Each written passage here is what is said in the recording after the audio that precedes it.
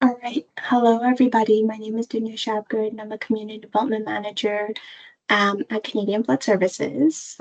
For this presentation, I'll briefly go through who we are at CBS, what we do, and the different ways that you can get involved and sign up for an appointment. So at CBS, we manage the national supply of blood products, stem cells, and all other related services for all provinces and territories except for Quebec.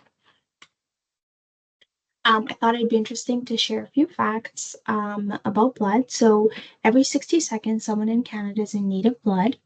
Half of all Canadians will either need blood at some point in their life or will know of someone who will.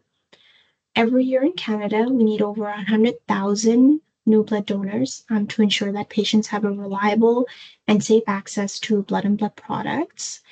Approximately half of Canadians are eligible to donate blood. So that would mean that 1 in 2 Canadians are eligible to donate blood. However, unfortunately, 4% of the group that's eligible to donate actually does donate blood, which is basically why I do what I do. It's really important to spread that word and hopefully recruit more blood donors. The average human body contains about 5 liters of blood, and 1 unit of blood that you donate is about approximately 450 milliliters. Unfortunately, there's no substitute for human blood, which is why we have to rely on our generous volunteers. And we need over 800,000 units of blood every year to meet the needs of the Canadian patients. So just to put things into perspective, I'll briefly touch on how many units of blood are needed for these different circumstances. So someone that would need a cancer treatment is going through a cancer treatment could need up to up to 5 donors. Somebody with leukemia would need up to 8 donors every week. For brain surgery, it would be about up to 2 donors. Someone dealing with a blood disorder could need up to 4 donors every month. Somebody that has just recently been in a car crash could need up to 50 donors.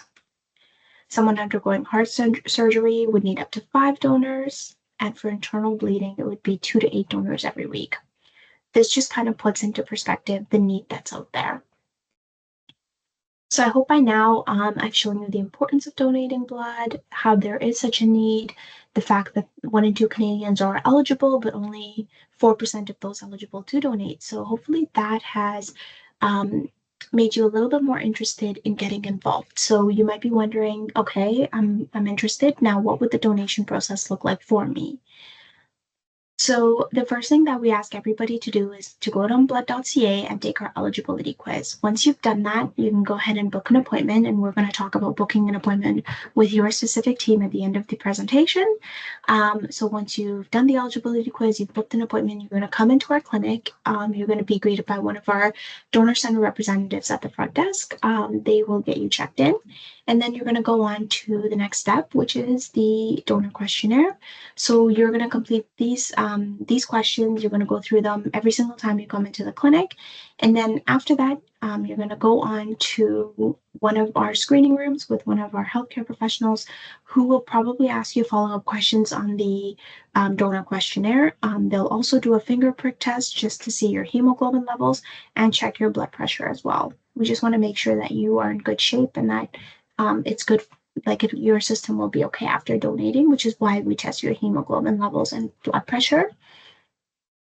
And then you're just going to sit back and relax. And that's when the part where you're actually donating happens.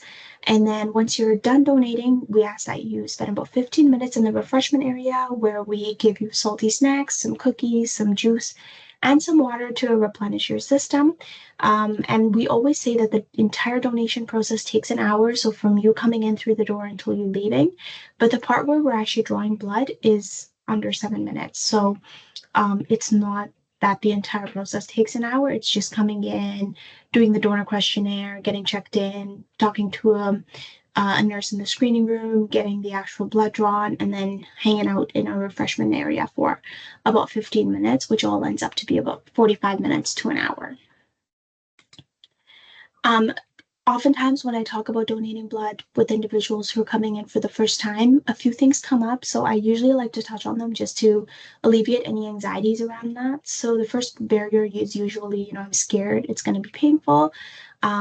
You might feel a small pinch when the needle's going in, but it's not the entire thing you should not experience any pain the entire time. And we've all gotten blood work done. It's just basically an extended process of that. The second barrier being, you know what, there are enough blood donors out there, and that's actually far from true. As we've mentioned multiple times, as I've mentioned multiple times throughout the presentation, 1 in 2 Canadians are eligible, but only 4% of the eligible donors actually do donate. And a lot of work needs to be done. So we need to spread that word. And the third barrier being, I'm afraid I'll faint if I donate blood. Some donors do faint, but it's actually not as common as you would think. It only happens once in 1,000 donations, and there's so many things you can do to prevent that from happening. So making sure that you have a nutritious meal before coming in, making sure that you drink plenty of water, avoiding caffeine directly before your donation, or all the things that you can do to reduce the risk of fainting. So how can you get involved? Your team specifically is a partner for life. So various organizations, community groups, family and honor groups have become partners for life with Canadian Blood Services. And what these teams do is they organize group donations, they adopt the clinic for a period of time, or they just book individual donations just to come out and support Canadian Blood Services under their specific team name. And then there's also a pledge. And then each year we try to increase that pledge, and then hopefully attain that goal as well. So, in order for you to sign up with your specific team, you download the Give Blood app that's available on our App Store or Google Play. Alternatively, you can also go to blood.ca and create an account. A link has been shared with everybody. So I'll kind of walk you through what would happen if you clicked on that link. So the first thing that you would see when you click on that link, you'll be prompted to create an account or log in. If you don't have an account already, you would just click this and you would create an account. Once you have logged in, this pop-up will come, which will ask you to join the Scouts Canada 22nd Markham Scouts. You're going to click yes if you'd like the team champion to view your email address, and then you're going to click join. Now, once you've joined the team, you're going to under your partners tab, but this will pop up automatically for you. You will see your team. You're going to click on view team. Once you've clicked on view team, you're going to scroll to the bottom and you'll see all the team appointments. You're going to click specifically to book.